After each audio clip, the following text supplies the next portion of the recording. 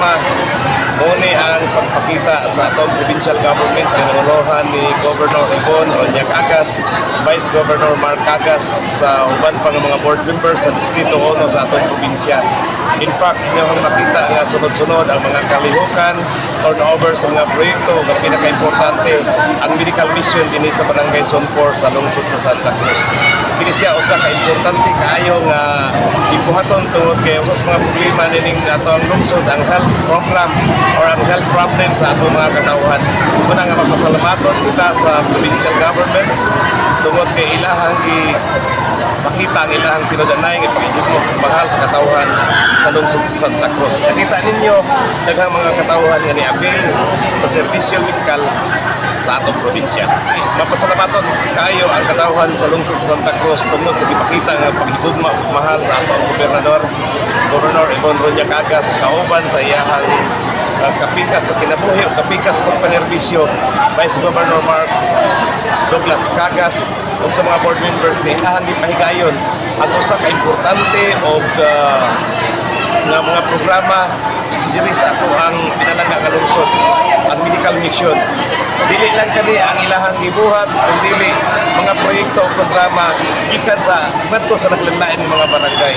Una nga akong ipaghinaot Governor Cagas nga unta mapadayonon ang imuhang pagpakita kay gugmang pagmahal sa katawhan sa lungsod Santa Cruz. Nagkinahanglan sila kanimo, nagkinahanglan sila sa imuhang pagtagad o pagatiman.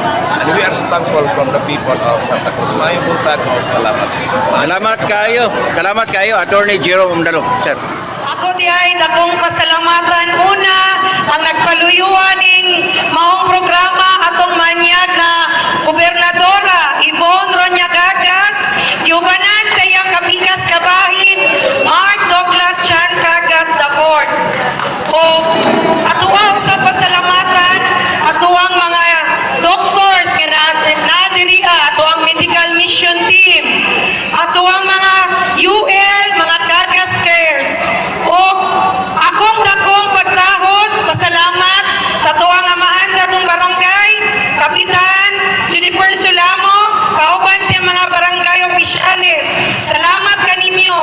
Og labaw sa tanan, akong pasalamat kaninyong mga taga-barangay Sonpor nga naadiri na ay mga presensya inyo ang mga pagtamo ang diri sa tuwang medical mission. O maulang kuno, daghang salamat. Anya kakabuntagon. Ato pong pasalamatan at mga kauban, labi na yun ang ato ang medical team headed by Dr. Elpidio Monaga Jr. O atong pagpakan sa magusog ang atong medical team na nagkahayag ang ilang isulog na uniform. Atong pagpakan sa magusog ang atong medical team. Naani mga doktor sa OB-GYN sa mga babaeng buntis o katong mag-implant o magpatanggal. Naabot din ang atuang laboratory kung taas pa yung sugar o muko. Libre tanan. Naabot ay X-ray para ma-extrayan ang inyong baga.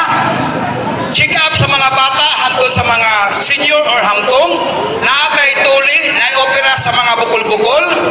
While nagakandak nag-medical para sa katawan, nikuyog po na ito ato ang provincial veterinary. Ako pagpaga na provincial veterinary.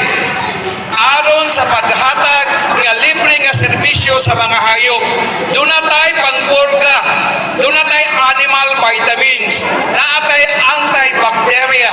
O napo tayo anti-rabies sa iro o tirig. And of course, napo diri ang libre nga massage gikan sa Tyler Wonder Liniment Oil. Libre na ha, doon mo dito para magpamassage. Salamat, no? And of course, ang ato pong maaptik nga kanunay na sa first district, ang ato pong board member nga ni Kuyog po nato karon naghatag og libre nga lugaw. Wailain board member Ray Ayo. So pinaagi sa programa nga diin ang mensahe ni Governor Ibon sa kadaghan-daghan nga mga isyu karon gikan sa iyaha pero wala ka na niya gitagad kaya ang importante ang panginahanglan sa katawan mga serbisyo pinaagi sa iHealth plus iShare plus program ang mga intriga dili na makatabang para sa panginanan sa katawan, kundi serbisyo. Gibalik sukli sa atong gobernadora, gibalik sukli sa atong vice governor, walay si Mark Cagas para sa katawan ng mga serbisyo pinaagi sa iHealth Plus, iShare Plus program. So mo na karon isa na dire ang medical mission.